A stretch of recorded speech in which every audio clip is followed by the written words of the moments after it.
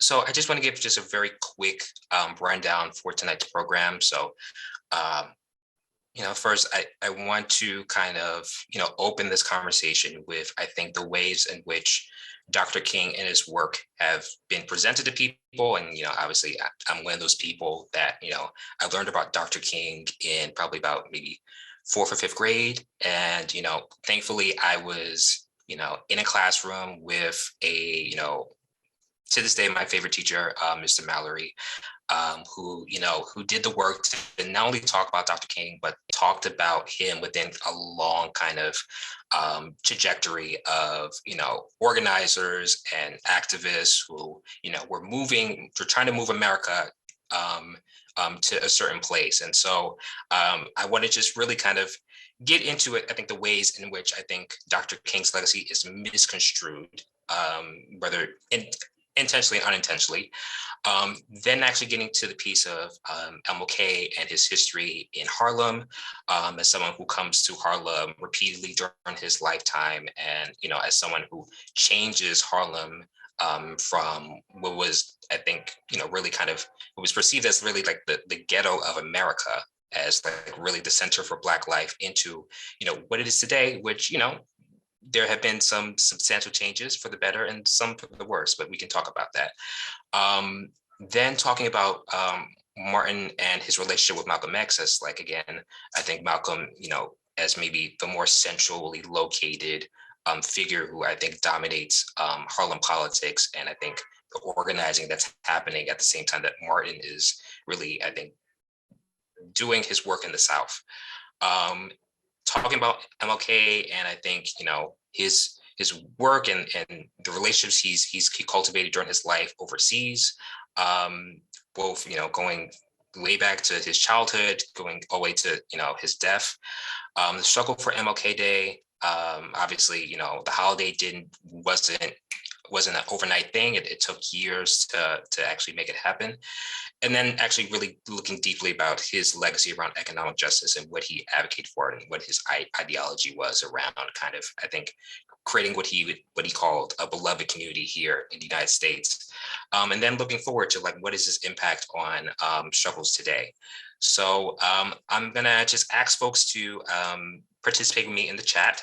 I will, if Lucy or Rebecca, can you just put the two questions that are in the outline? So these are just two questions we want to kind of use to just start the conversation around Dr. King. And they are, what were you taught about Dr. King and his work?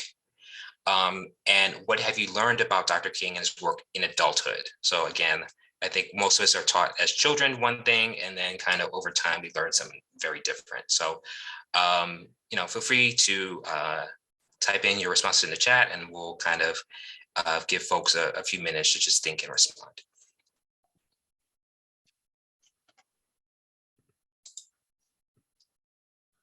And just reading some stuff off. So heavy focus on his approach of nonviolence and the "I Have a Dream" speech. Absolutely. And yes, the second question is, what have you learned about Dr. King's work in adulthood?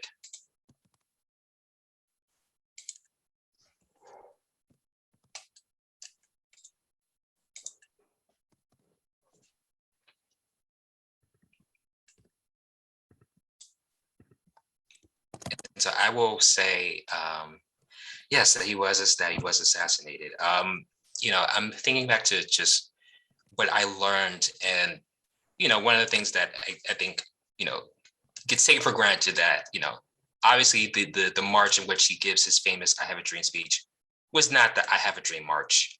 It was the March for Jobs and Freedom, and that very conveniently gets forgotten in terms of his goals. So just reading down what people are saying. So recently seen more work defining him as a democratic socialist and his critique of capitalism. Absolutely. In college, I learned about his anti-capitalist, anti-imperialist stance, work on economic justice, focus on "I Have a Dream," adult, militant nonviolence, radical critique of capitalism, militarism, and white supremacy, and sanitation workers march. I was taught that he was all peace. Um, his drum major instinct speech was very inspiring to me. So, so feel free if anyone else wants to chime in. Feel free to. Um, if you can actually just go to the next slide. I just want to take a moment to really kind of root this. I think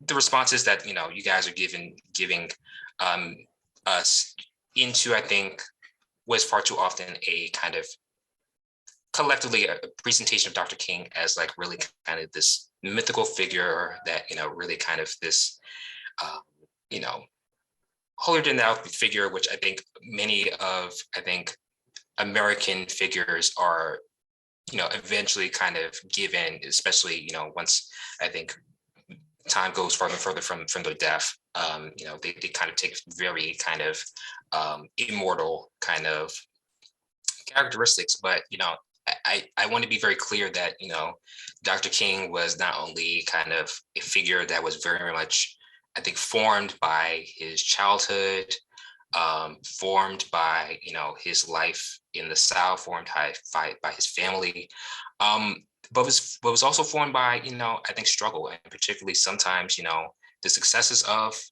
his involvement with the sports movement, but also numerous failures, and that we cannot understand, I think, and really appreciate Dr. King's work without, I think, one, understanding, I think, both his commitment to humanity and also his humanness. So, like, again, I think he's a man who I think has both great leadership in terms of, I think, being sometimes the person in the room that's willing to say the uncomfortable thing that no one else will say. But also, again, there are moments where, him and maybe more broadly, the organization that he leads, the Southern Christian Leadership Conference, sometimes butting heads with local activists, local leaders who, again, maybe have, I think, their ears on the ground and are maybe focused on different goals than what he and the SCLC are coming down to kind of impose. And so I'm trying to focus this presentation into particular moments of his life, and particularly the ones that happen here in Harlem, that shape, I think, both his thinking and also, I think, shape the ways in which he goes about building relationships and building kind of a wider story for which he wants America, both Black people, which I think he's fighting for their dignity, and fighting for their rights, but also white America, who needs to be bought into this kind of existence where they share space with Black people, and not in a way that's hierarchical, and not a way of in control. So I'll just read a couple more responses. So again, like he accepted with white people as opposed to Malcolm X. As a kid, the impression was how universally loved and respected he was by progressives in his day, whereas more recently learning there was a lot more opposition to him, even from progressives. So all very true. Yes, and mostly white for us. Yes, absolutely. So can we go to the next slide? So I want to actually get into MLK and his kind of relationship with Harlem. So this first slide, this is him sitting next to Reverend Adam Clayton Powell Jr., who is a longtime Reverend at Abyssinian Baptist. Although Dr. King is known, I think, quite widely for his role in the Montgomery bus boycotts, I think it's one thing that, again, like even me as someone who grew up in the city didn't know till recently, till I was actually doing the research for this presentation, is that in 1941, Adam Clayton Powell Jr. Supports a bus boycott here in New York City in Harlem. It's an effort to basically make sure that Black men are being hired and employed by a couple local bus companies. And he's ultimately successful. He wins kind of a demand where, again, like the bus companies slowly commit to hiring approximately 17% of their force to be Black. and I mean, in this case, Black men. But this is a big win that ultimately catapults him into office. So the year he wins this bus boycott in Harlem in 1941, he sends to city council. He later becomes congressman for Harlem for many years. And so very much, I think we're told to kind of see the bus boycott as, I think, the work of kind of a very clandestine Rosa Parks, instead of, years of movement thinking about, okay, is Montgomery ready? Is the South ready for this? And actually picking the right people to be in the right place at the right time. Next slide, please. So right here, we have a front page from the Daily News. This is from, I believe, the day after Martin Luther King is stabbed. So Martin Luther King successfully wins the bus boycott at the end of 1956. Then goes about writing his first major book, Strive Towards Freedom, in 1957, publishes it, then goes on a national tour. And here in Harlem, actually, I believe at it was then Blumenstein's department store, which is today still on 125th Street, is stabbed also in the heart. Thankfully, he survives and is treated in Harlem Hospital. And the first slide at the beginning of this presentation was actually him and his wife, Coretta Scott, actually standing outside the steps of Harlem Hospital after he finished his treatment. And so this is the beginning of him in Harlem. And so, again, Dr. King does avoid a few different assassination attempts. I think most interesting enough is that I guess the person who does this is not, an avowed white supremacist. It's actually a Black woman that, again, kind of walks up to him, and Dr. King, very kind of not on guard, looks up, and, he gets stabbed. And so this is really kind of, what I would say is kind of in my head when I think about just like, I think there are numerous moments that kind of push Dr. King forward. I think of this as a moment that really kind of gets him to kind of really deeply think of like his commitment and what he's doing. And so again, when he's stabbed, he is, I believe, 29. So he's still relatively young. I believe at this point, only maybe one or two of his children had been born at this point.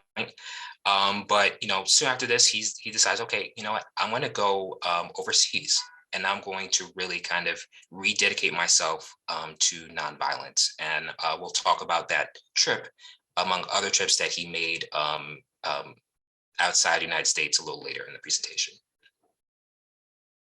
Next slide, please. So this is just a snap shot from the Harlem riots during the summer of 1964. Harlem erupts after a shooting that involves a teenager by a police officer. And for the next 2-3 days, there's, kind of large scale kind of property damage. I believe a couple dozen people are killed in this time period. And Dr. King returns to New York City to speak with the then, I believe, was the Wagner administration, just to talk about the issues that are happening in Harlem, but also are happening around the city. So at this point, the city of New York has seen, relative peace in the last 20 years. There hadn't been really kind of large riots in Harlem since the 40s, but the conditions of Harlem and the conditions around the city were getting worse. One with deindustrialization happening actively. So again, businesses moving. out of the city. So I guess like the hubs of manufacturing in places like, when you think of historical like hubs of kind of commerce, where working class people could find work downtown along the waterfronts. They're slowly moving to New Jersey, or they're slowly moving further south. In addition, there is like an active campaign around today what we call urban renewal, but really was efforts to both clear slums, I guess, like in the language of the day, but really thinking about ways to change land use that would often displace, Black New Yorkers without very little kind of recourse. And so James Baldwin talks about urban renewal as being Negro removal, numerous like in a number of different ways, and how also at this time, even in an era where I think we kind of are told that there was progress in terms of people making more money, in terms of, I guess, the passing of a number of different civil rights legislations, that there were key things that weren't happening, and particularly here in the North, I think a lot of people were kind of left in the cracks of like an economy that was, slowly one being organized in ways that would either intentionally or unintentionally exclude Black people from kind of getting on the ground floor, but also ways in which kind of even the social policy around things like welfare, things like a growing kind of healthcare system that was still not working to meet the needs of both Black New Yorkers, but also New Yorkers of all colors that were at the um, lower edge of the income spectrum. Next slide, please. So, I want to just take this moment that, I've talked a little bit about, just like uh, Martin, and his time during his times during Harlem, but I don't think I would be giving an appropriate kind of recap of his life and his interactions with Harlem without talking at least a little bit about his interactions, or sometimes lack of interaction, with Malcolm. So again, Malcolm really comes into the scene in the mid 50s as well. He quickly becomes a rising star of the Nation of Islam.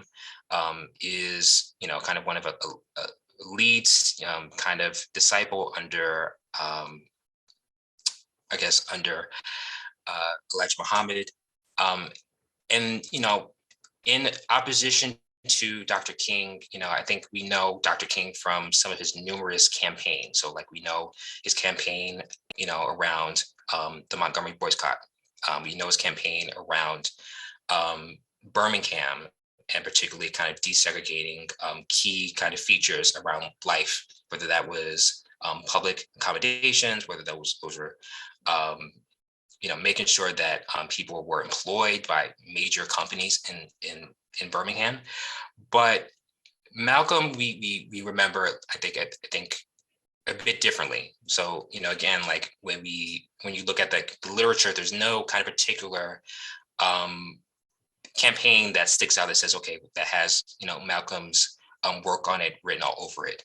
Instead of like Dr. King, who I think has a number of relationships through his personal life, and as someone who, again, like is raised, I think, in a middle class bubble in Atlanta, goes to Morehouse, goes to seminary in Boston, leads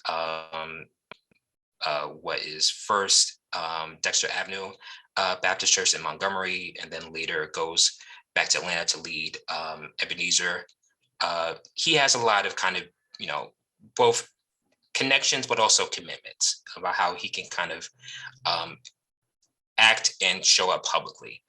I think Malcolm has, on the one hand, he has much more freedom, and he uses it. He's very, as opposed to Martin, who initially is very kind of particular in his words. He is kind of like the statesman, kind of like a, eventually becomes really a very, visible figure for, I think, the struggle of African Americans both here in the country and around the world. Malcolm, I see as, as someone, who organizes as really kind of like a committed base builder. He is constantly kind of building the base in Harlem, but also among kind of, Black Muslim networks around the country. He's also, doing work to, I think, build relationships with African countries who could potentially move some leverage in organizations like the United Nations. He's constantly talking to people, even though really we don't necessarily see any leaders under him that kind of take the mantle or are visible and like, doing their own thing that's led by his kind of tutelage. But I think it's important to say that, both of them transform over, I think, the course of their lives. Obviously, I think Malcolm's story, I think, resonates with a lot of, people like me who, again, grew up here in the city, as someone who, again, like, is impacted extremely young by kind of white supremacy and like very vile and violent racism, which, ultimately kills his father. His mother eventually has to be institutionalized for most of his childhood. He bounces from city to city for most of his young adolescence and finds himself in jail for a few years. And then kind of slowly kind of transforms himself and kind of reintroduces himself to society, and slowly creates a real following behind him in Harlem as someone who people can see themselves in, as someone who has really started from the bottom, so to speak, someone who I think is extremely charismatic, but also not above necessarily speaking to the average person on the corner.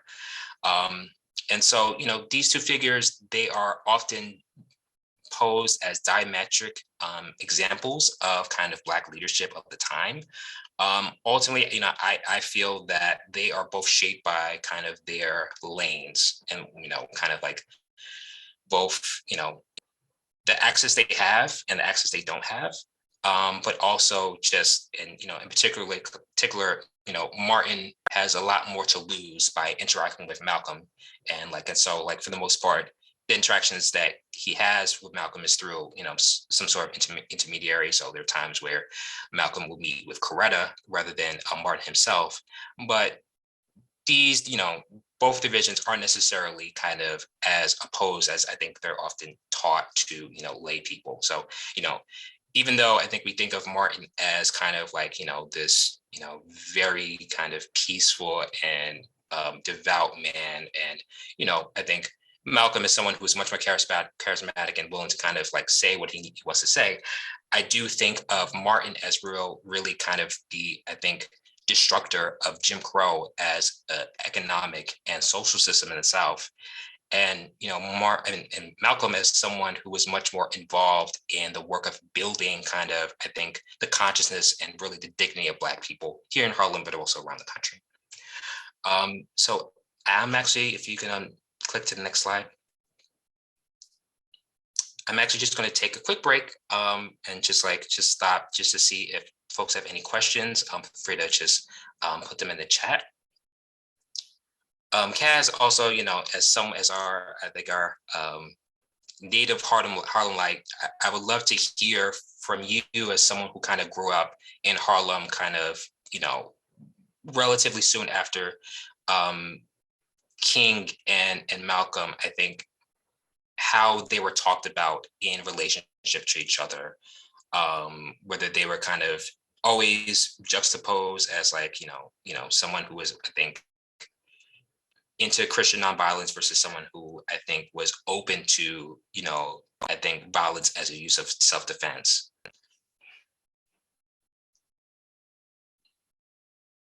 Yeah, I just want to say, your description of Malcolm and Martin is really spot on and amazing and really good, and I agree with it 110%. You know, I mean, you know, I think that, you know, situating myself in like Harlem of like the 1980s, you know, I was born in 76. So I'm growing up in Harlem in the 80s and the 90s. You know, certainly, you know, I concur with you that, you know, it was mostly, we heard mostly from Malcolm X, because Malcolm X was the one who appeared in all of the rap songs. And Malcolm X is the one that appears in all the tapes. And so when I was growing up in Harlem, you would hear like people would be playing Malcolm X tapes on the corner, you know, saying selling, you had like breakaway dissident groups from the Nation of Islam, such as the 5% Nation, you know, who would be selling Malcolm X tapes and selling these different things. So we knew more about Malcolm than we did about Martin. And Martin was much more institutionalized, right? Martin was the one that you saw the name of the school was named after King, the name of the block was named after Martin Luther King, the, you know what I'm saying, whatever, you know, McDonald's would like celebrate Martin Luther King, they wouldn't celebrate Malcolm X. So that kind of like illustrates what your point was, is that, you know, Martin had been turned into this much more institutional figure, where Malcolm was seen as more of the voice of the streets, right? The voice of the black proletariat, if you will, the black working class. And so that's the way in which I think that legacy is kind of continued. Um, but I think that, you know, I think that now later on, you know, doing a lot more of the digging, you would see that there was more of a, just to add on to what you said, there was also, you also see how funny it is in terms of like generational breaks, because, you know, Martin Luther King is Malcolm's contemporary, but he's also 4 years older than Malcolm, right? And also that Malcolm also carries the weight with him of traveling and being part of the African American migration in a lot of ways, and, you know, and traveling out of the South, and also not being involved in the church as much. And so these things also kind of play a role also in terms of of what we see in terms of that, Martin was always seen as the responsible one. And, you know, and one thing last thing I want to say is that sometimes I think that there was a lot of overlap in terms of as Martin Luther King was growing up. I think one of the things that we have to divest ourselves in is that um, the split between there was real ideological differences between Malcolm and Martin. And I think that it comes down to citizenship and the way we see our country. I think that the one thing is that Martin Luther King held on to the idea of the social contract of America and wanted to continue and wanted to America to live up to the social contract. Malcolm, in his years with the Nation of Islam, as you mentioned, under the leadership of Honorable Elijah Muhammad, did not believe that there was a social contract with Black Americans in this country. And I think that Malcolm fundamentally wanted us to think about citizenry differently. So Martin wanted us Martin wanted America to live up to its promise. Malcolm did not see any promise in America. And I want to hold on to that distinction as opposed to the question around integration versus separation, which is much more about, apologies to the people, but it's much more about ruling class white people's feelings around whether or not that you like them or not. Right? You know what I'm saying? And you know what I'm saying? And that has nothing to do with anything that has nothing to do with anything. Like whether and so a lot of times when you see the history, we like Martin because he wanted all of us to get together.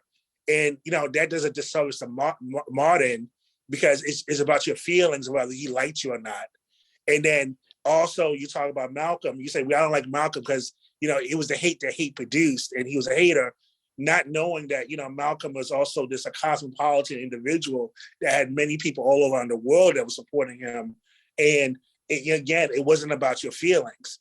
It was about a view of citizenship.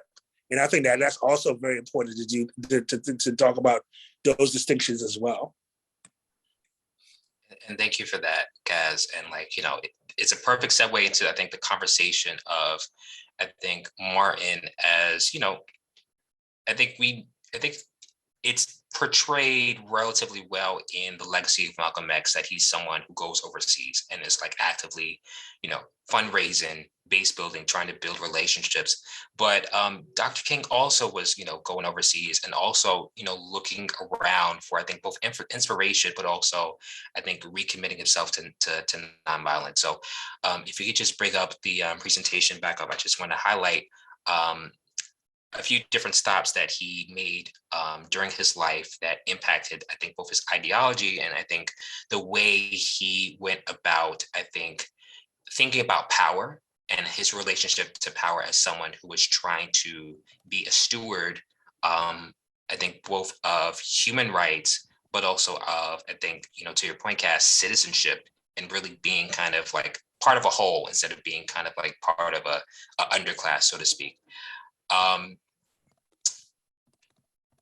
So so this slide, we see this is Dr. King and the first president of Ghana, Kwame Nkrumah.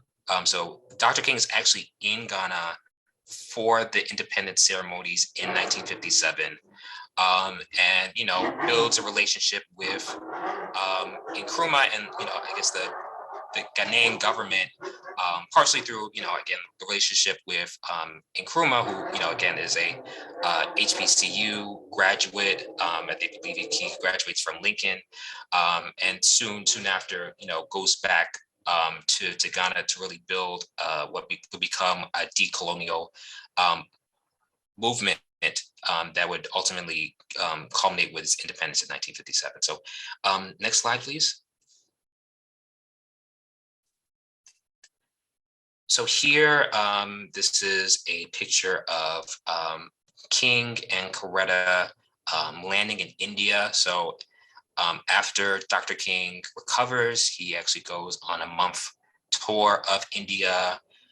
One, to, I think, learn more about, I guess, the struggle of Mahatma Gandhi, but also, he is thinking about how to frame, I think, the struggle of African Americans in the United States, and looking at the situation in India where there is a clear kind of caste system, that at this point, um, Gandhi had somewhat negotiated around as kind of like a thing, that in the struggle for Indian independence, wasn't a deal breaker for a lot of the other people he was organizing towards decolonization with. And so he visits India for a month, comes back, and really recommits itself into a number of different efforts, which would show itself, one, through, I think, some of the newer initiatives that the Southern Christian Leadership Conference would enable around the South. So again, around this point, there is the idea for what would become kind of the freedom rides around the South, where again, this would be mostly young people putting themselves on the line to go South and help people register to vote. He's also thinking about, again, how can the work he's doing, I think, both, I think, have impact in terms of, I think, transforming people and their ability to kind of engage and not just be, I think, passive kind of bystanders and watchers of history, and really kind of engaging and at certain points putting their bodies on the line around this work. Next slide, please. So here, Dr. King visits Berlin, and again, he visits, I think, both, I guess, just to get a better understanding of, I think, the role the United States has in kind of a growing kind of Cold War, which by this point has involved the presidencies of Eisenhower, Kennedy, and then would include Johnson, who would obviously take the presidency after the assassination of Kennedy in 1963. He is, as I was doing some reading around kind of like this this trip to Berlin, one, it's important to note that this is not his first time in Berlin.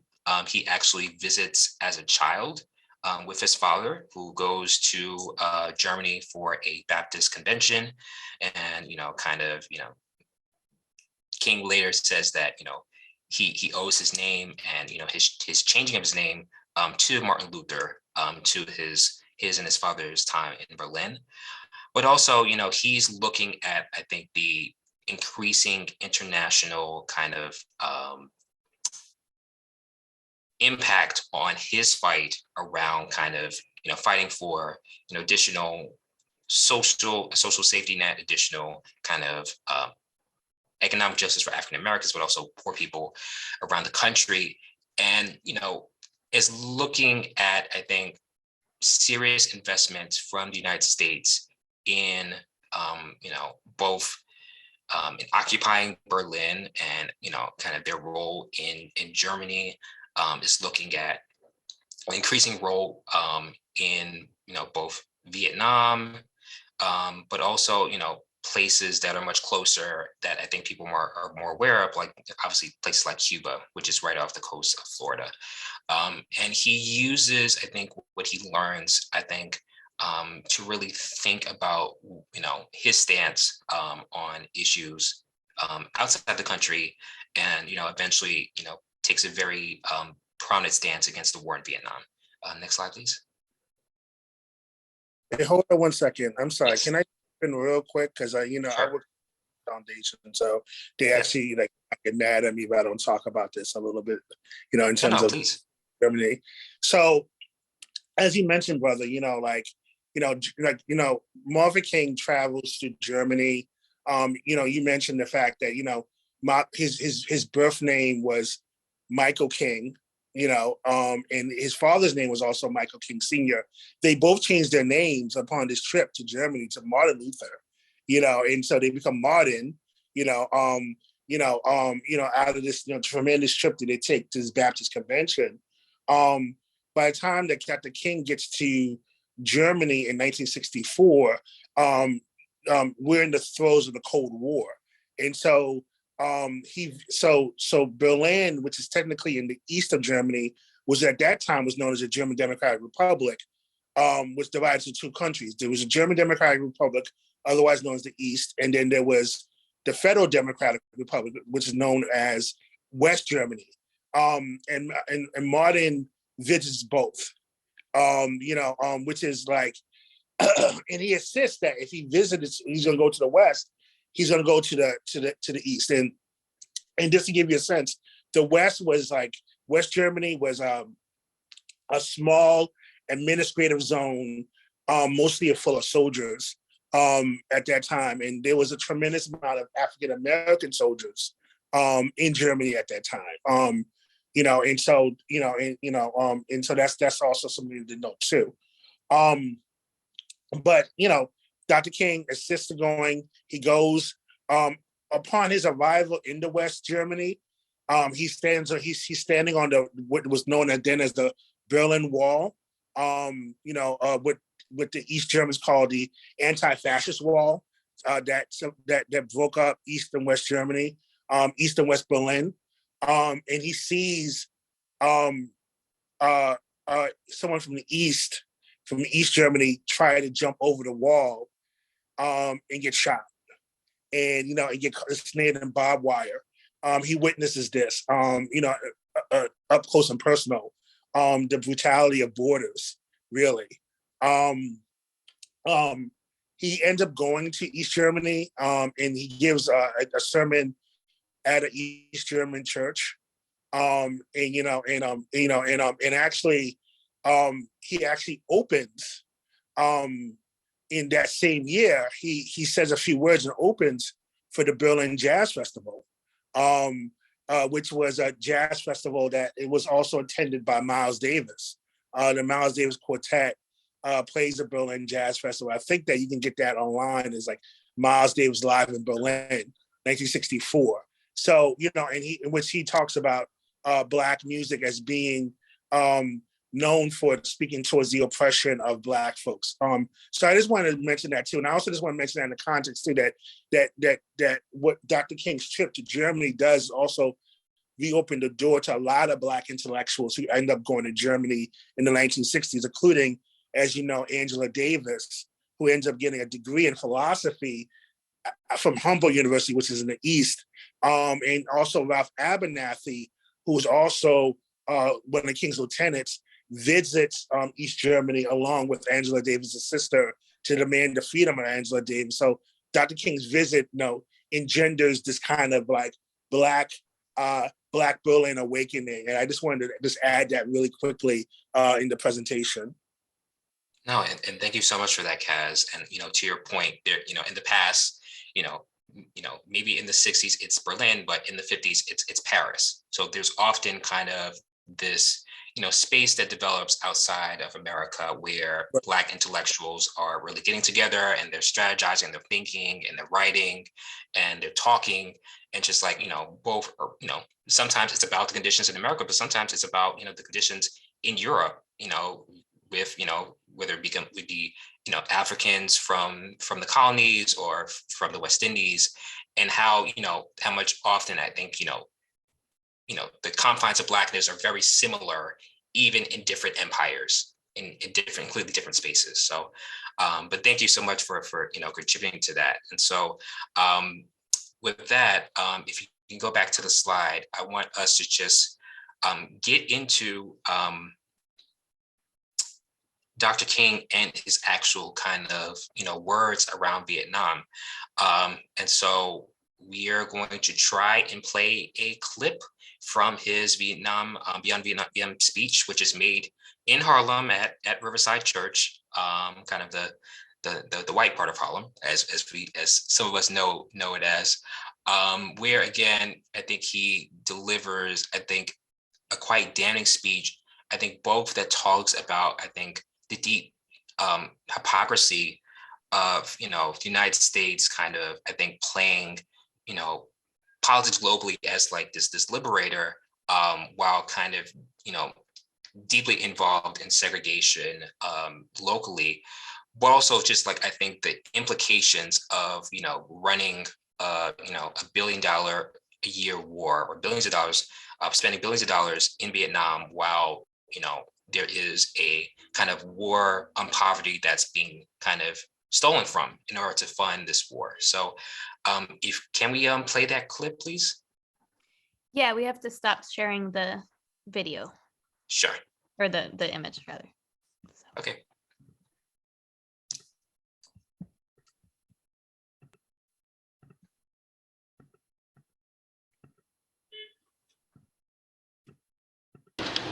So just FYI, this clip is about 3 minutes. I need not pause to say how very delighted I am to be here tonight, and how very delighted I am to see you expressing your concern about the issues that will be discussed tonight by turning out in such large numbers. I also want to say that I consider it a great honor to share this program with Dr. Bennett, Dr. Comminger, and Rabbi Heschel, some of the distinguished leaders and personalities of our nation. We're going to skip ahead a little bit here to, what was it, 7:53? It should be 7:57.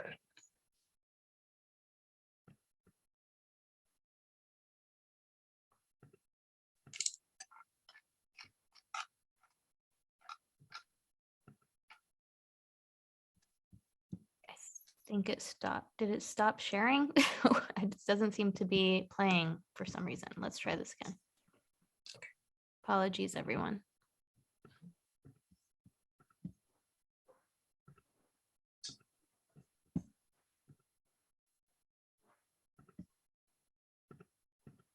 I don't know why, but it's not playing. I'm gonna try it again. 1 second.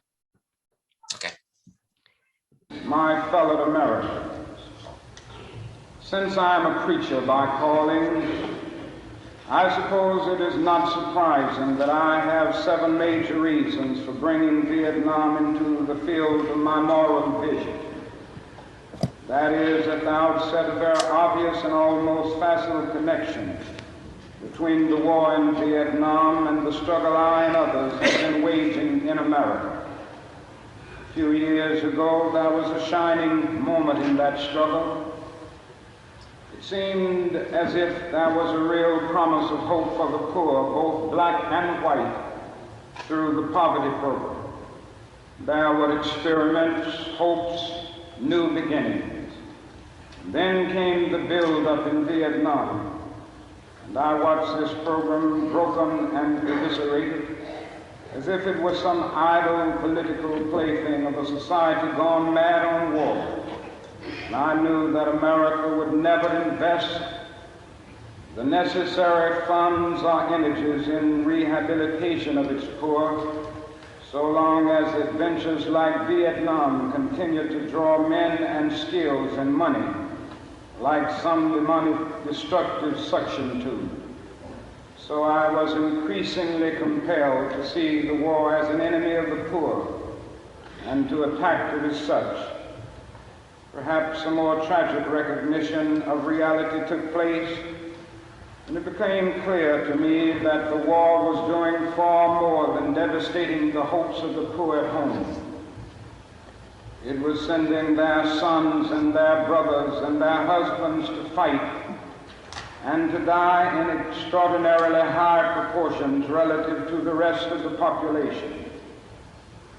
We were taking the black young men who had been crippled by our society and sending them 8,000 miles to guarantee liberties in Southeast Asia, which they had not found in Southwest Georgia and East Harlem. So we have been repeatedly faced with the cruel irony of watching Negro and white boys on TV screens as they kill and die together for a nation that has been unable to seat them together in the same schools. So we watch them in brutal solidarity, burning the huts of a poor village, but we realize that they would hardly live on the same block in Chicago. I could not be silent in the face of such cruel manipulation of the poor. My third reason moves to an even deeper level of awareness, for it grows out of my experience in the ghettos of the North over the last 3 years. Apologies, I think that was the end of that clip. Yeah, and thank you for that, Rebecca. So if you can actually bring up the presentation, you can actually read the words that Dr. King is saying. It fits on two different slides. And so, Dr. King comes to, his opposition to Vietnam, I think both as someone who I think is, deeply connected and rooted in nonviolence, but also as someone who, again, has this, building relationship with President Johnson, who, again, comes into his administration with, both the Great Society and a number of bills around, what today we would know as food stamps, Medicare, Medicaid, what would become, an office for economic opportunity, all these different things that are built around kind of addressing poverty, and slowly kind of seeing these, these great programs just be kind of made irrelevant due to, I think, at that point, America's commitment to anti-communism and to, and Vietnam as the latest kind of relatively large scale kind of conflict within the Cold War. And so, he comes out very, very publicly against, Vietnam, and is, very swiftly kind of made persona non grata around the country, both by, by American conservatives, by white liberals, even, many prominent, Black supporters kind of step away from him. And, it's really kind of in this moment that I think really has to kind of assess like, okay, well, what does it mean for, my work and my life, by taking the stance that, I wholeheartedly believe in, but seeing the impact it can have on other, other items of my agenda that I want to ultimately get done. So if you can just go to the next slide, so folks want to finish. And again, Dr. King is very clear that, in this context, or in this moment of American history, the Army is one of the rare kind of relatively integrated spaces. I mean, it's not completely integrated by any stretch of imagination, but it is as integrated as many of the soldiers would experience in their lifetime. So again, these are young men who, again, are going to school before, I think, the full, implementation of kind of Brown v. Board of Education. So they would probably be going to segregated schools. They would probably be living in segregated neighborhoods. They would probably, had they been in the workforce, probably be living in segregated workspaces. And so here, on the battlefield, thousands of miles away in Vietnam is where they are kind of working together, ultimately, though, to kind of destroy, North Vietnam, and, by extension, really kind of, showing the world kind of how committed America actually is to liberty, and kind of, to being against, self-described decolonization effort by the North Vietnamese. Next slide, please.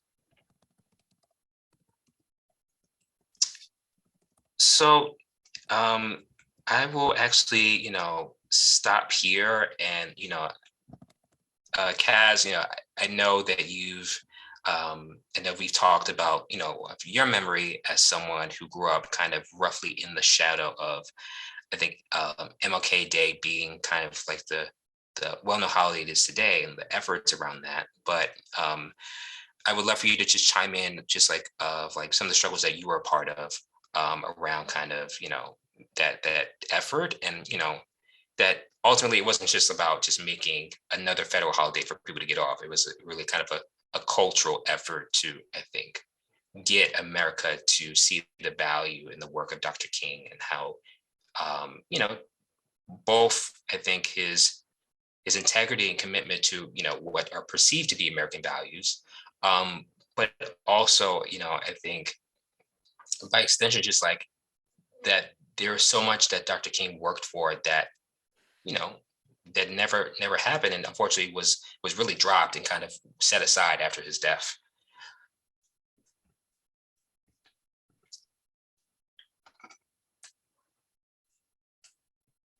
Okay, great. Can y'all hear me? Yes. Or if someone could put a 10-minute timer on this, and just give me let me have 2 minutes left, that'd be really great. But I'll try to do that beforehand. So so as Michael mentioned, so just to put in the context, I was born in '76.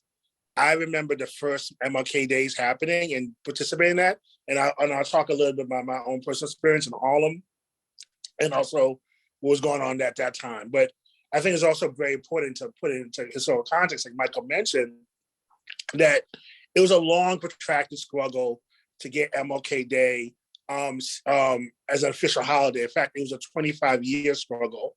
The first attempts to honor Dr. King's birthday came 4 days after his assassination, when House of Representatives member from Michigan, John Conyers, introduced a bill to designate January 15th as a national holiday. Excuse me 1 second. I'm sorry about that. To as January 15th as a national holiday. That attempt slowly died out. There was another attempt by Ralph Abernathy to issued January 15th as a national holiday. In fact, at one point, Ralph Abernathy collects about 3 million signatures and presents the signatures to then President Nixon via mule train. As many of you remember, Dr. King's body was pulled by a mule train during his funeral. So that action like highly was a really great way of initiating publicity and interest into making Dr. King's birthday a national holiday. But that again, it failed. After the two failures by both Conyers and Abernathy to get federal interest into a holiday, there was a decision that if we're going to have a federal holiday for Dr. King, it has to happen in the municipalities. It has to happen in the grassroots. And it was really the leadership of Coretta Scott King and also a number of unions that led to the reemergence of Dr. King's holiday as a national demand. First and foremost, I mean, in terms of New York City history, I think it's like 1970 or maybe 1971 that John Lindsay, who was the mayor of New York, and also Rockefeller, who was the governor of New York, declared Martin Luther King Day on a municipal level, on the state level, but not a day off. There was a New York State in 1976 finally did pass a law initiating MLK Day in the state of New York. But a number of Black and Latino representatives rejected that. Does anyone want to give any guess why? No, please tell us.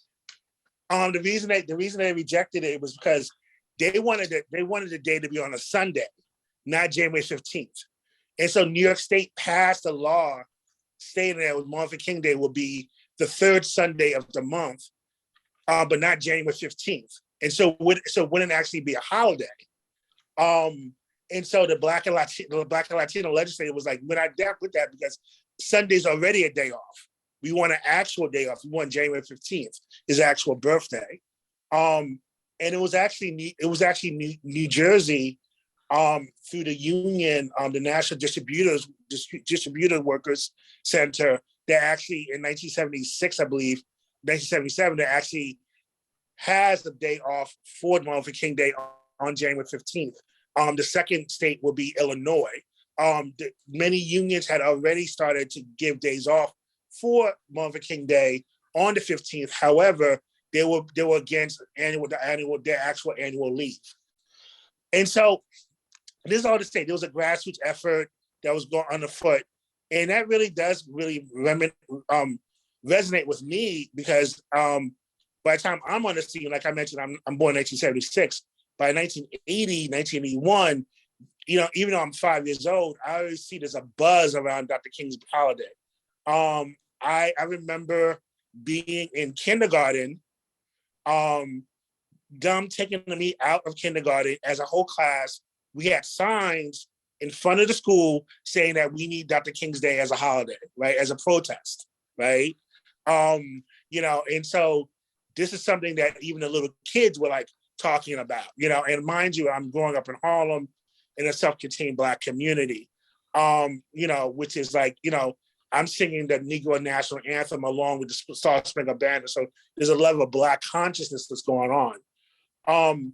This also kind of reminisces, of course, of Dr. King's also commitment to trade unions, because I mentioned before, a lot of trade unions were involved in this movement. Notably also 1199, which my mom was a member of. This is all to say that, it really kind of broke open, obviously, in 1980 with the album Hotter Than July. We started the program off today's program off with one of the singles was Happy Birthday. That album came out of Stevie Wonder and the Motown sound, which is very, very much connected to Dr. King's legacy. Motown was a big funder of the civil rights movement. Dr. King had a couple of albums on Motown on a label called Black Forum. Stevie Wonder at the time, between 1976 and 1980, was going to do what is called his genius phase of producing.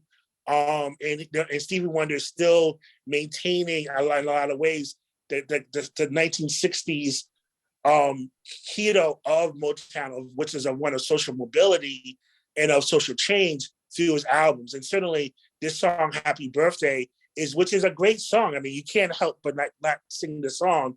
And it's genius because if you think about it culturally, it's the simplest song in the world. You know what I'm saying? Because who would actually who would be a monster enough to oppose when you're saying happy birthday to you?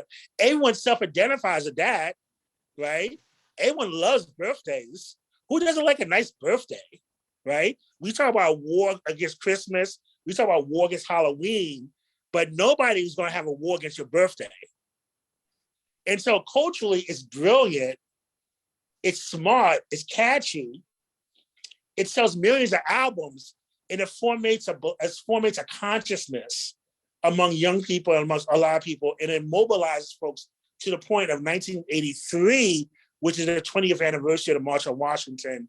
Ronald Reagan is forced to sign the declaration that made Federal King a holiday. Now, you got to mind you, the number one, two people had opposed the holiday.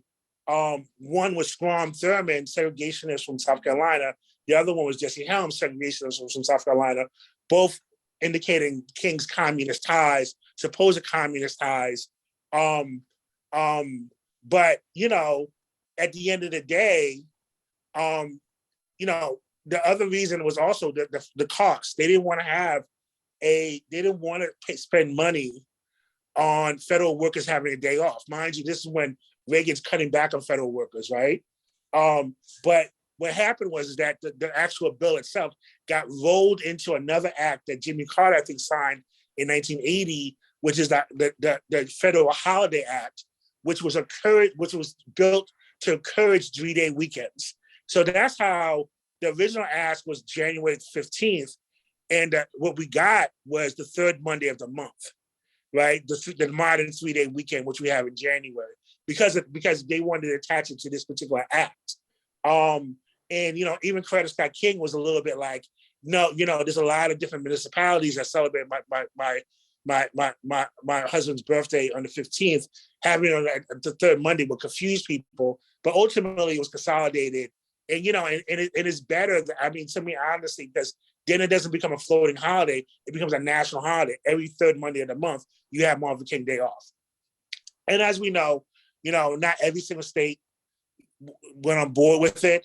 There was resistance up until the 90s, and specifically in Arizona, which required another song from the hip hop generation, which is, I have to say that we have to also popularize this song, which is Public Enemies by the time I get to Arizona, which was a song that shamed Arizona for not celebrating Dr. King's holiday, which I think was one of the last states. There were other southern states that also celebrate Dr. King's birthday, but they aligned it with the birthday of Robert E. Lee. So they were really slick with it.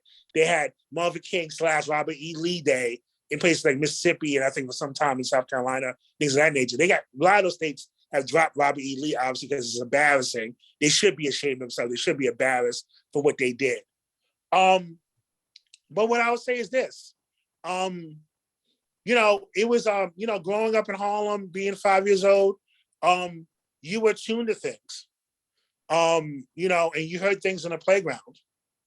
And I think that Stevie and the cultural artists like Gil Scott-Heron, a bunch of other folks who were involved in that movement were very important in getting into our consciousness of why we need to have this specific day for Martin Luther King, which I think was a tremendous political victory. You know, and there's a lot more we can say about it as a result in you know, what it means today in terms of how we talk about history. But the last thing I would say is that I love Martin Luther King Day. I'm saying it doesn't require any fat men in red suits or gift giving. Doesn't require you to cook a turkey. Doesn't require you to get a suit or tie. It's a real person who did real dope things in the world, and we celebrate that. And also remember this too. If you're ever in a situation and someone's arguing with you and that person's a fool, think of a song that can drown them out. Because you know what? You sound really, because I think it's really funny that Jesse Helms and Sprong Thurman was talking that were like singing out like rah rah rah rah rah, Martin King's are racist, rah rah rah rah rah. And the response is, happy birthday to you. Happy birthday to you. Happy birthday. Think about how you can drown somebody out using culture, right? You can't argue with that song. How you gonna argue with happy birthday? That's amazing, right? I'm saying you can't argue with it. There's no argument in the world that's gonna be sustained. Someone singing happy birthday to you. And what that meant in terms of how people felt. And Stevie Wonder knew exactly what he'd done. He could have done a very somber song. He could have done a very dark song. He chose a song of celebration, a song that the music overwhelms the lyrics, for the lyrics are very radical. It doesn't make much sense, of people opposing you. You gotta catch that. So, and that was important. That was important for Harlem. That was important for us to have that song. And last thing I'll say is that at the time I was growing up in Harlem was going through changes. We would change the names of our streets. In '74, we changed the name of the streets from 7th Avenue to Adam Clayton Powell Boulevard. In '77, we changed the name from 8th Avenue to Frederick Douglass Boulevard. And in 1987, we changed the name from Lenox Avenue to Malcolm X Avenue, Malcolm X Boulevard. So, Harlem was going through changes too. We were doing our thing uptown and, in naming and claiming our own heroes. And I'm glad that I had a bit role in naming and claiming some legacy of Dr. King. Happy birthday to you, Dr. King.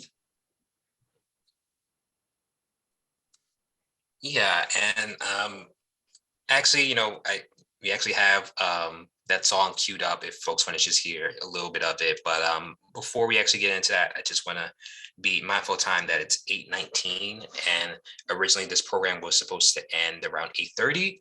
And just want to ask folks if folks mind that we go another, maybe 15 minutes, a half hour, so that we can actually finish. And like if folks want to, ask questions, we have, time to actually answer them. So yes, no, if you want to put thumbs up, if you want to just put in the chat, if you're fine with us going a little later than we originally expected, let us know. Okay, I see some thumbs up, thumbs up, thumbs up. Okay. Rebecca, can you actually play just a little bit of that song that Kaz mentioned, just so people can kind of Here we go. hear it. Ready? Right? That I am a racist. Wow, look at this. So thank you for playing that clip, and I just want to recognize some stuff in the chat. So I'm also wondering, given Archbishop Tutu's recent passing, if the speakers could also talk a bit about the overlap between Dr. King's work and the anti-apartheid movement. So that's a great statement. I think it's very kind of, I would maybe start by answering that by saying that, in this moment, it's hard to realize that Bishop Tutu was only a couple years younger than Dr. King. And, Bishop Tutu just passed away, last month. And, so much of, I think particularly, his work in South Africa, I think was influenced by, Dr. King's work here in the United States. And, to a certain extent, I think vice versa. I think there were long-standing kind of communications between the movements here in the United States and South Africa. And I think, South Africa realized that, the United States had a very pivotal role in the creation of apartheid, right? So those, and I guess like the leaders of South Africa were very kind of clear that they were copying kind of like Jim Crow America, and they were kind of perfecting it to be really implemented in a space that was predominantly Black. It wasn't just that, Black people were kind of like a minority, which, in parts of the South they weren't, but I think, very much there was, I think, a clear, vision of seeing kind of the same kind of implementation of segregated societies, whether those are segregated labor markets, segregated education systems, segregated kind of social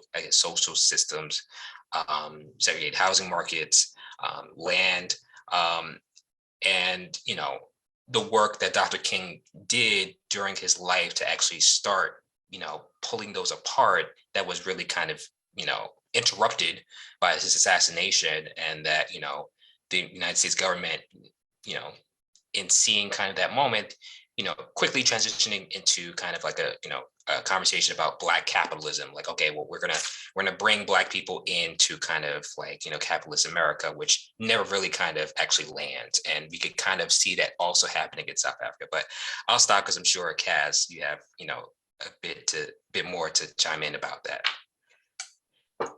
I agree with everything you said, brother. And I guess the thing for me, there's two things that really hit me. One is that the work of like boycott and divestment comes directly out of the civil rights movement, and is in relation to South Africa is the civil rights movement and its tactics being internationalized, as you mentioned. And so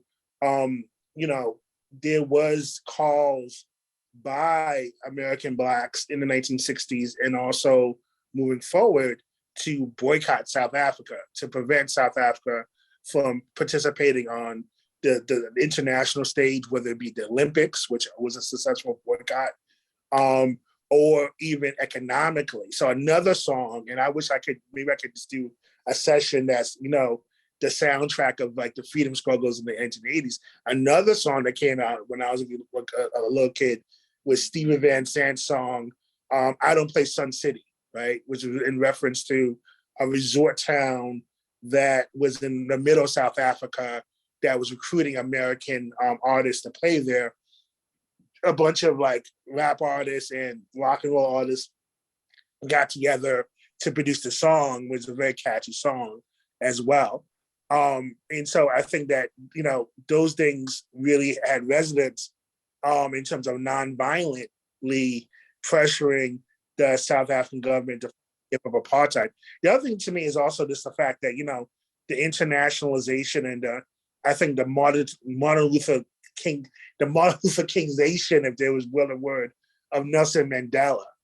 I think that, there's attempted, there was a necessity, I think, during the negotiations, but also in terms of the legacy, to also turn Nelson Mandela into this kind of like harmless older figure that was a supporter of this, one, it was the reasonable one, was the one you really wanted to talk to, and the whatever, forgetting the fact that, Nelson Mandela was arrested for organizing armed resistance against apartheid in South Africa. Forgetting the fact that Nelson Mandela was a member of the South African Communist Party. He was a member of the Central Committee of the South African Communist Party. And let's face it, like Nelson Mandela was open to buck, saying like doing armed struggle. But there was a necessity of creating that figure for South Africa and for the world. And so we do have, I think, unfortunately, an industry that does that. And I think that that's what happened also within the context of Nelson Mandela as well, which I think robs people of their complexity, their agency, of their ability to really be full political figures and full human beings, for that matter. Thank you for that, Kaz. I'm realizing that it's already 8:30, and I still have a little bit more to go. You just want to jump into questions right now, or just kind of say, Um, maybe we can just like incorporate some of the presentation in the questions and do it like sure. that. Yeah. Yeah. Yeah. So I have, if folks want to just please feel free to type in your questions in the chat.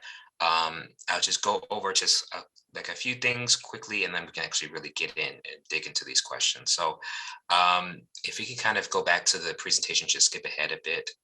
If you could just like keep going, keep going. Okay, if you can go back just real quick. So one more, please. So again, like I just don't think this conversation would be served with just skipping just a quick conversation about just like MLK's vision on economic justice. And so this particular picture is of Dr. King participating in a strike of the Scripto company, which is like a company based out of Atlanta. Actually had a huge factory just a few blocks north of Ebenezer Baptist Church, who had at that point a predominantly I guess like workforce of mostly Black women who would repeatedly over a time period of about 25 years work to become unionized and to actually fight for higher wages. And here, Dr. King is participating in a picket of Scripto outside their factory. And when we talk about what drew Dr. King to, I think, labor organizing, it was very deeply rooted in, I think, the life he lived as kind of like the son of like a preacher who, had a huge congregation that had influence in Atlanta. Next slide. And, I just want to take this moment to really talk a little bit about just, I think Jim Crow, and I think the work that Dr. King led to really, I think, not only deal with, I think the social impacts of Jim Crow as like, really kind of a clear hierarchy, but also just like that impact on people's wages. So again, Scripto was, a very particularly interesting case of, this workforce that had predominantly Black women kind of group of people that was really kind of making this company rise in Atlanta. And so, efforts to unionize that company start as early as 1940. And so, even the early efforts, Dr. King's father, King Sr., was a supporter of some of the labor organizing happening there. They are able to initially, get representation under a union, and then see that work undermined, and see people kind of again picket the company, request a boycott that's initially unsuccessful, and it goes on for like this for about 15 years until the 60s, where at this point, Atlanta, as a city that, from the era of Booker T. Washington forward, makes very strategic concessions with kind of Black leadership to kind of manage, I think, both in like increasing Black population that's moving into the city from places all around kind of not only Georgia, but the South.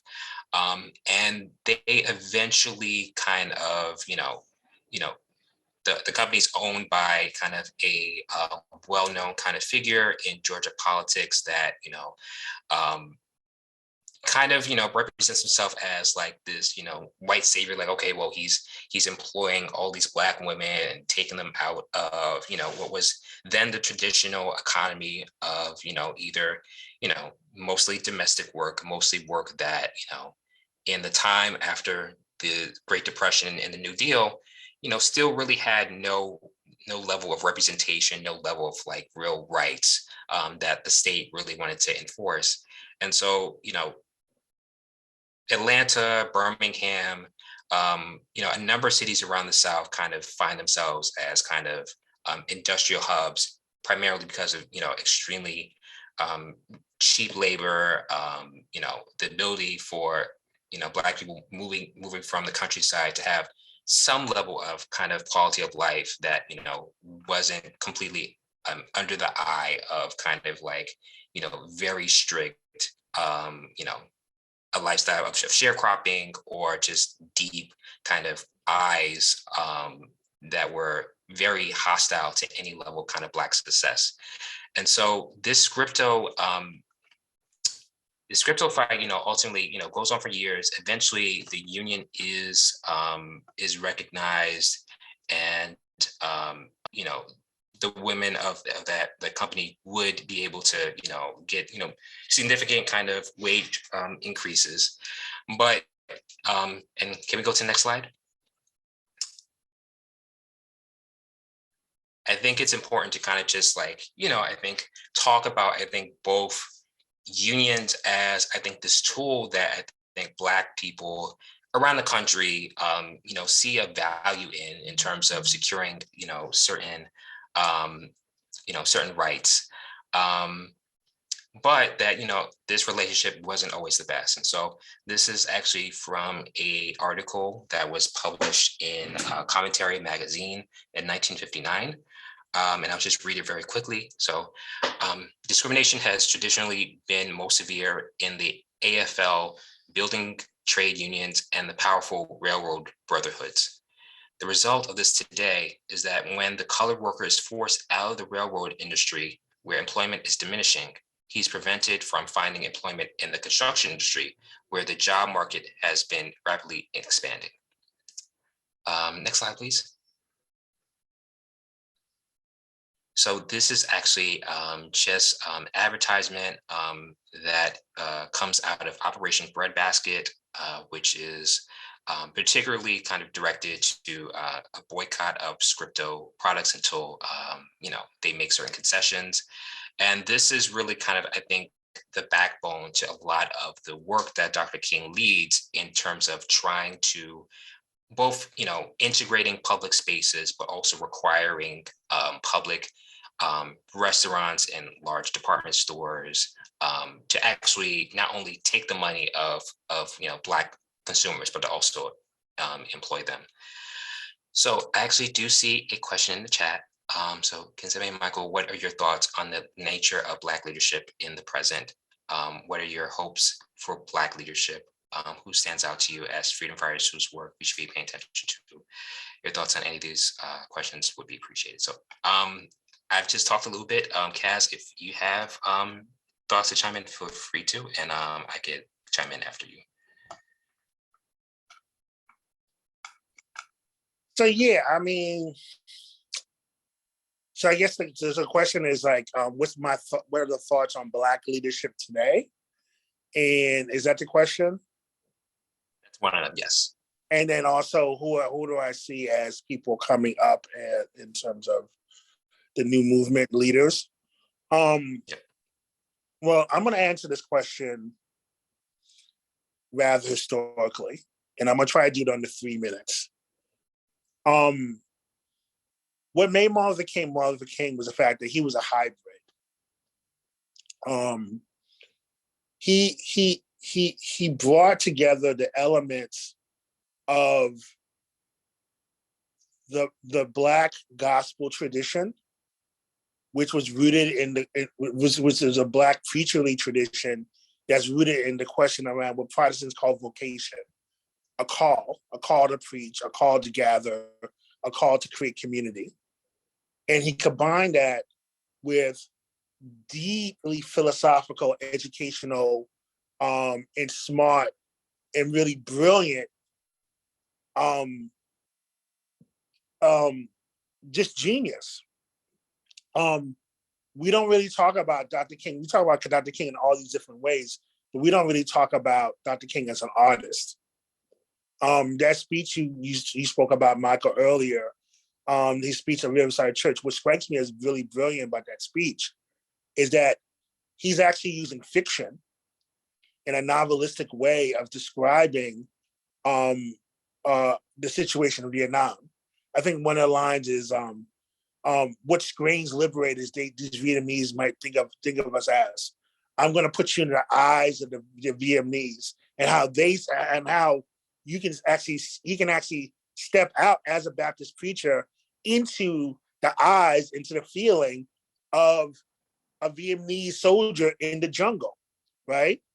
And he takes you with you, and I think that's something that as a talent was really important.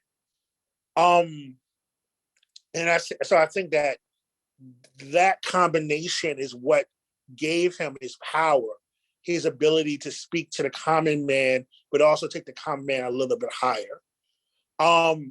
It wasn't without critiques, and I think the critiques that existing, and some of the critiques that you see today, is that there is a specific lane for charismatic Black male leadership.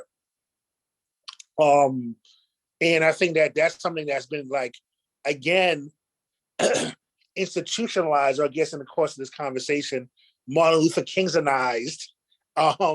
throughout Black America. That you have some guy who was, and he's usually a guy who's charismatic, who speaks really well, who comes from the Black gospel tradition, and is a representative of Black people. I think that with the development of the Black Lives Matter movement and all the subsets within the Black Lives Matter movement, what you see is that you've seen a leveling of that, and a concern around how do you create leaderful movements. And I think that's also in conversation with the movements that are happening around the world, the 15M movement in Spain, obviously Occupy Wall Street in the United States, the various worker struggles and land struggles that happen in Brazil, that we don't talk about individuals, we talk about groups, right? And sometimes those groups never even have a name. They may have a hashtag that's a universal umbrella. As my sister Arta Marie also likes off the top to say, talks about hashtags being universal umbrellas. So the question is, therefore, what do I see in terms of Black leadership today?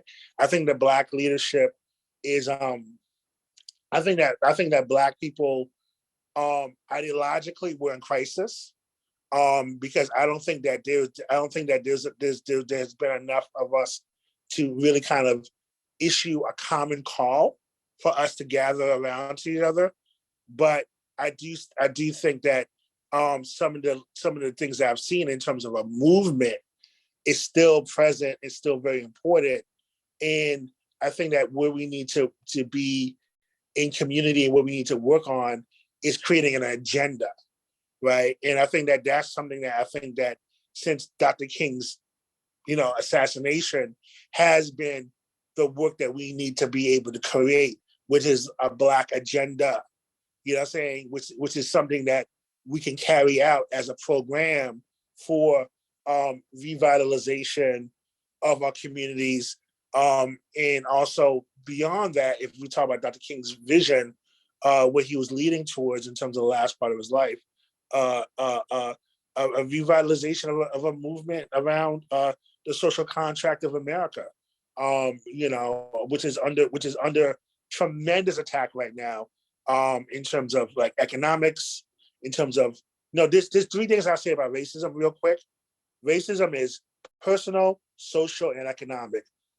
Personal degradation of who you are as an individual, social exclusion from the right of citizenship and participation, and economic exploitation. And those three things are still very much core to the fabric of America, even to this day. And I think that, any Black leadership, anything has to have an agenda that fits into that, because it's also impacting our Latino brothers and sisters, our Asian brothers and sisters, and our white brothers and sisters. Thank you, Kaz. Just wanted to get into the chat, and I think we can get into the extra Q&A. So I just want to recognize, I just want to quickly answer that question, and actually just also read some of the other comments that I see. So, in terms of leaders, I I think we're in a different, you know, in one sense, we're in the same world as Dr. King 60 years ago, but we're also in a different world. And I think, Dr. King tried to both be an ambassador, so to speak, of Black America's best to white people. At the same time, he was also trying to really respect and cultivate the dignity of Black people, especially in the South, right? Where they really, there was nothing about the everyday life of Southern Black people that really spoke to dignity. Everything was really working to kind of take dignity away from people. And so I think in this era, I think there's still kind of the space for people to really kind of build people's dignity. I just don't think it can be one person. One person can't be both the liaison to white America about what Black people's needs are, also talking to Black people about, really kind of both building dignity, but really building people's capacity to really kind of be building the movement themselves and not just being kind of bystanders. And also who's also going to be doing the political education due to put people in that place where they can actually, jump into movements. I think, I'm, I know, Kaz, you're constantly on Instagram. I'm on Instagram, and this generation is, I speak to someone who's relatively young. I hope relatively young. I think we're bombarded with misinformation in general, but really, I think a lot of depoliticization of everyday life in a moment where we do need to kind of see the clear value of politics, of politics is going to determine, if I'm getting paid what I need to be paid at my work. It's going to determine if I get health care and the type of care that I need. It's going to determine the quality of education that, the young people in my community get to receive. It determines, the type of housing that's going to be on my block, and whether we're going to be in a ghetto or we're going to be in a hopefully thriving community. And all these different things are deeply political, but I think we live in a world that wants to turn that into the individual and really wants to, shun, I think, a lot of the work that has to be done to kind of build the vision for everyone in that world. See, Michael, you making it hot right now. you making it hot, and can I just jump in real quick? Because I'm feeling what you're saying right now. It reminds me a lot of Sidney Poitier. Just passed away a couple of weeks or so ago, and the great great Caribbean actor. And he was, along with Harry Belafonte, another great cultural figure, was a major supporter of the civil rights movement.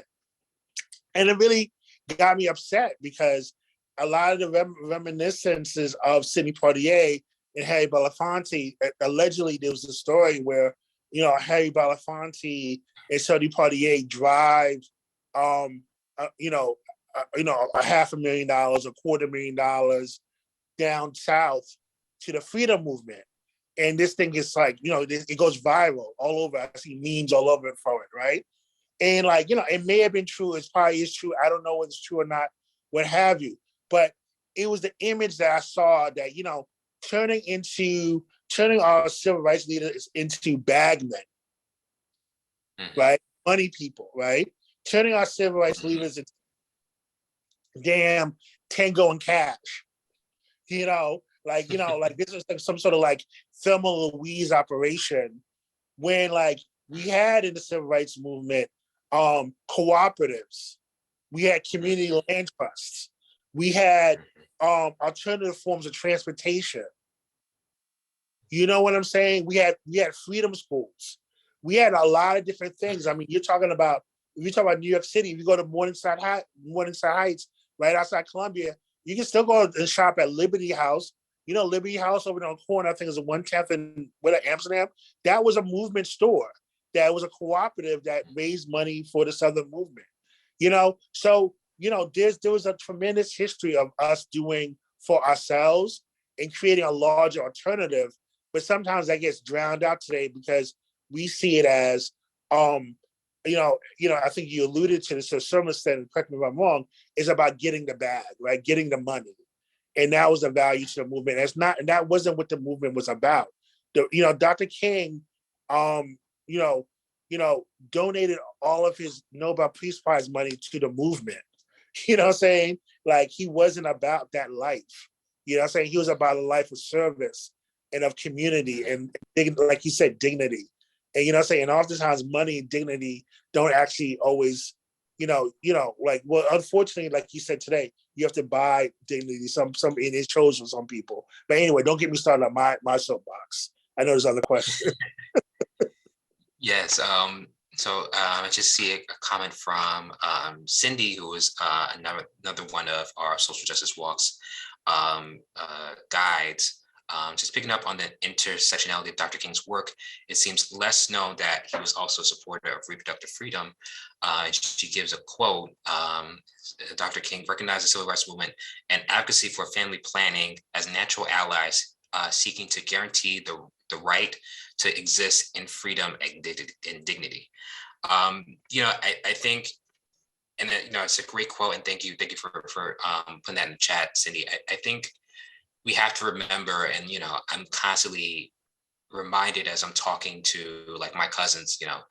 My grandmother had 12 siblings, and almost all of them had children. And in the world that my grandmother grew up in, which is like rural South Carolina, on a farm, children were really they were a resource. They were kind of a social safety net. They were, potentially protection. If the Klan came coming, you wanted as many people, around to fight as possible. And, in a world without really any sort of like state intervention, they were, they often were at great cost if you just didn't have the resources to make sure that, again, your children had a decent education, to have a somewhat decent job, which really in the South at that time, really you were, if you were a woman, it was a teacher. If it was a man, maybe you slowly bought farmland and maybe you became a decent size landowner, or maybe potentially you went to school and were an accountant or something quiet, but really a life of dignity was really all but impossible. And so, really being able to control, your future and control, your destiny as like how many children are you going to have to raise was something like that was very pivotal. And, I'm constantly aware of like, we were talking about, I think, the era in which Dr. King's birthday was kind of brought up as like, a holiday. And like, I think the deconservatism of like, kind of like the silent majority, where again, like on the one hand, today we can see that, over the last 50 years, the racial group that's seen the biggest change in kind of in reproduction are African Americans. Like over time, it just goes down and it never goes back up.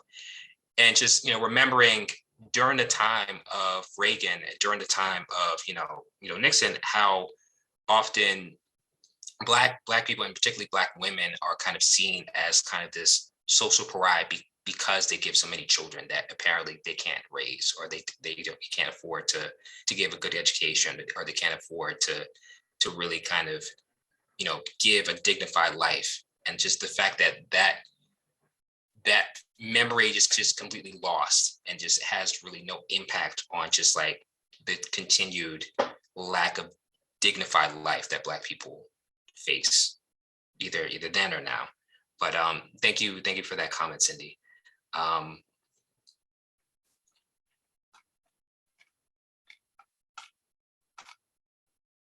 So I want to so I see there's one last comment. So others have had their questions address. My question for Kaz: Harlem is full of hallowed ground when it comes to MLK. As a kid, could you feel that in any particular place? How did you first become aware of that sacred ground? Yeah, and Michael, I want you to jump in on this too. You know what I'm saying? I want to hear your perspective as well. Um, I can't remember any specific place. I mean, and I would just simply say that, the Harlem I grew up in was still a Southern community. My parents were, Southern migrants, worked in the garment industry, worked in the post office, worked in the hospital. Was were the first families in the Polo Grounds houses from the very beginning. That housing development opened up on 155 and 8th Avenue from Frederick Douglass Boulevard. And so Harlem itself, for me growing up, was still a self-contained Black community. I think I probably learned about Dr. King in down to PS 46, where I first went to public school, and also Morningside Daycare, which was in the Polo Grounds, where I also went to school. And and that's where I learned it. I learned it in the community, singing songs. Singing a song like the greatest love of all, and not the Whitney Houston version, but the Muhammad Ali version. Showing my age and my color. But also again, like listening to and like appreciating Stevie Wonder and all that. But it was everywhere. I mean, it was definitely in the schools. Um, in the conversations, and you have to understand too that it was also part of the conversation because the apparatus in terms of media was different then. I mean, you had, at least in New York City at that time when I was growing up, you had three major Black newspapers. You had the Amsterdam News, you had the City Sun, and you had the Daily Challenge. And then you also had a number of different like labor like publications. My mom, who as I mentioned was a member of 1199, she would take me down to the labor hall. The labor hall was called the Marvin King Labor Hall. And there were quotes of Dr. King, emblazed on the labor hall. And you walk into that labor hall and you saw, I remember the big poster saying "Bread and Roses," and it was a Black woman with an afro going to Sydney's Point. 1109 was Dr. King's favorite union, but 1109 also had a firm commitment to Black liberation and to women's liberation. And so you would see things like that, and it would just spark something of imaginary for you, and as a young person. And those are things that I remember offhand. But Michael, what's your memory of Dr. King? How did you first come across the great doctor?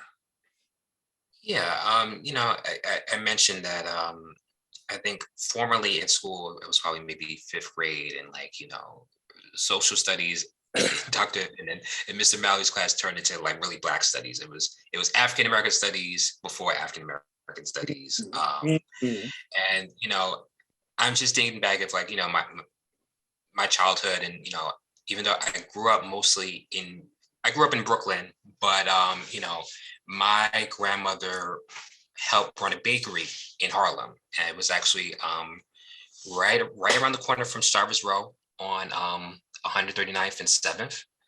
And I remember kind of just being on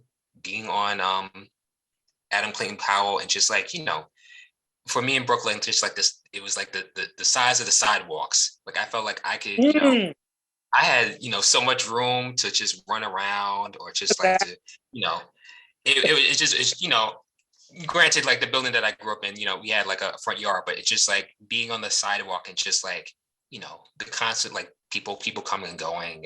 And it was just, even back then, like I grew up in Fort Greene, which, again, has some nice brownstones, but just like being right around the corner from Starvers Row and just looking at these houses, which even back then were probably worth, a pretty penny, granted they're worth much more now. It just felt like, okay, well, this is a place that people value. Even in a neighborhood where, again, like I could walk 2 blocks and see a row of like, abandoned, burnt out buildings, but like where I was on that corner, I felt like, okay, well, people are coming, going, and not only do they value, this little business that my grandmother runs, but also, these homes, they obviously were owned by some important people because they're still nice and they're still, they're immaculate. And that was, that's what kind of stuck out to me in my 5-6 year old mind, just being uptown. Mm. That's what's up. That's really what's up. And you remind me too, especially your grandmother's baker. I mean, you gotta talk about really like Dr. King liked to eat. So he did not put a plate down. And you can talk a lot about the restaurants that were there back in the day. You talk about Londell's, you're talking about Copeland's, you're talking about Pans across the street from the Schaumburg. You talk about Wells, the original chicken and waffles, M&G's, obviously Sylvia's. There were there's a whole a bunch of Sherman's barbecue. There's there's little holes in the wall. I remember you can get takeout in Seville Lounge, and not to mention the bars people used to be able to hang out with. I remember John's Recovery Room, the Seville Lounge, the Third Planet. My mom told me I was not even allowed to walk on the same side of the street as a Third Planet when I was because it was they got it was one of those places that they got down there. They got down, but but those are things that happened back in those Harlem days. You know what I'm saying? So, so I don't think we have any other questions. If folks want to just give any last thoughts in chat, please feel do. But I think it's now after 9, so I do want to respect people's time and just quickly close. So again, I want to thank you all for being a part of this conversation. I want to thank our guest Kaz, who is both one of our advisors at Social Justice Walks, but a really good friend, and I think really valued historian of the movement, for really giving your expertise and your time to really have this talk with me. Again, Social Justice Walks, we do monthly programming. I guess while it's cold out and I think COVID is kind of taken over, we are going to be doing kind of promotional kind of activities online on social media. Please feel free to follow us. You can check out our social media, Social Justice Walks on Twitter, Instagram, Facebook. You can also check out what we're up to in our programming at our website, which is still Social Justice Tours. We're kind of in the midst of a shift, but thank you again for coming, and we look forward to seeing you again. Take care and good night.